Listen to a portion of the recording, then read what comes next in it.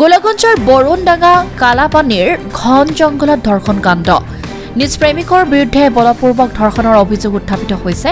বিবাহৰ বাবে প্ৰেমিকাক পিতৃ মাতৃক দেখুৱাবৰ কথা কৈ নিলে হাবিৰ মাজত আৰু ছোৱালীৰ ইচ্ছাৰ বিৰুদ্ধে ধৰ্ষণৰ অভিযোগ উত্থাপিত হৈছে। পাগলাহাট আৰক্ষী নিৰীক্ষণ চকীত এজাহাৰ দাখিল ভুক্তভোগী যুৱতীৰ এতিয়াও মুকলি আকাশৰ তলত ধৰ্ষণৰ অভিযোগ উত্থাপিত হোৱা ছফিকুল ইছলামৰ।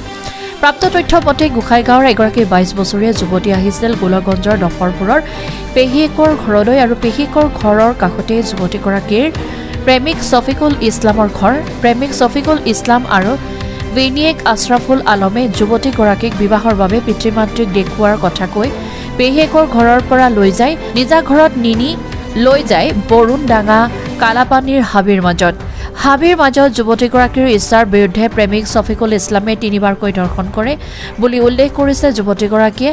ভিনিয়েক আছৰাফুল আলম কাষতে থিয় হৈ আছিল আৰু পিছত যুৱতীগৰাকীক বাইকত লৈ যাওঁতে একাংশ ৰাইজে খেদি যোৱা যুৱতীগৰাকীক পেলাই থৈ পলায়ন কৰে প্ৰেমিক ছফিকুল ইছলাম আৰু ভিনিয়েক আছৰাফুল আলমে।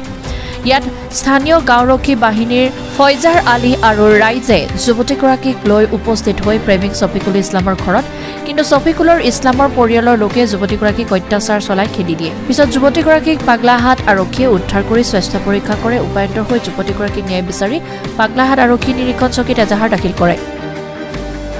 আগমনিৰ পৰা মিণ্টু ৰয়ৰ report, Assam north east news live.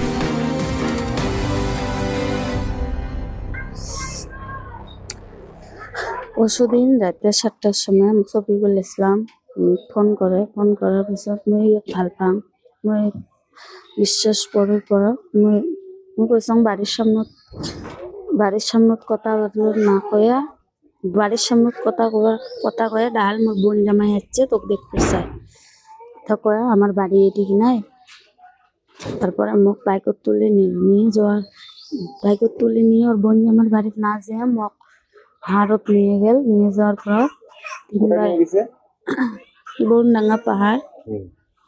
তারপরে মোর সাথে বেয়া কাম করিল 3বার করার পাছত মই তার হাত পাও ধরার পাছত আর বোন জামাইটা সাতটায় আছিল পাহাড়ত দিছিল মানুষ। তার পাছত মই হাত পাও ধরার পিছত মোক বাইকত করে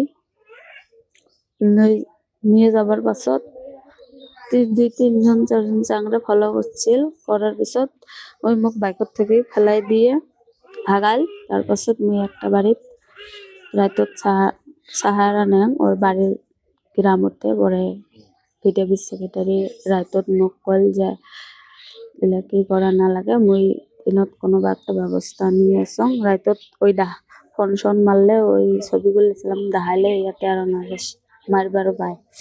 পরে মই আমার বাড়িত রাতটা কাটে আর সকালে 10টার পরে ভিডিপি সেক্রেটারি সবাই মিলে আমার বাড়িত গেছি। বাড়িত যাওয়ার পিছত মারধর করার পিছত গালাগালি গালার পাছত পরে থানাত নিদিল। থানাত বাধ্য হয়ে থানার আশ্রয় নিয়ে পরে লেডিস নিয়ে মোক নিয়ে যায় থানাত নিয়ে যাম মোক মেডিকেল করিয়া কেস করা হয়েছে।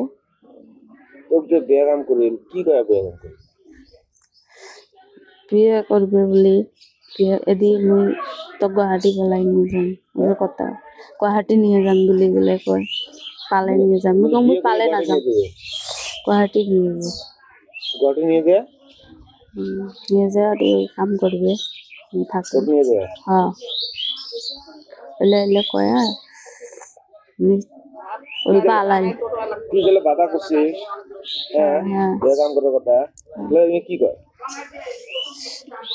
শালা কয় মোক বিশ্বাস না করিস তুই 3 বছর থেকে মোর সাথে রিলেশন তুই বিশ্বাস না করিস এটুক বিশ্বাস কর বাড়ি নিয়ে যাম তো।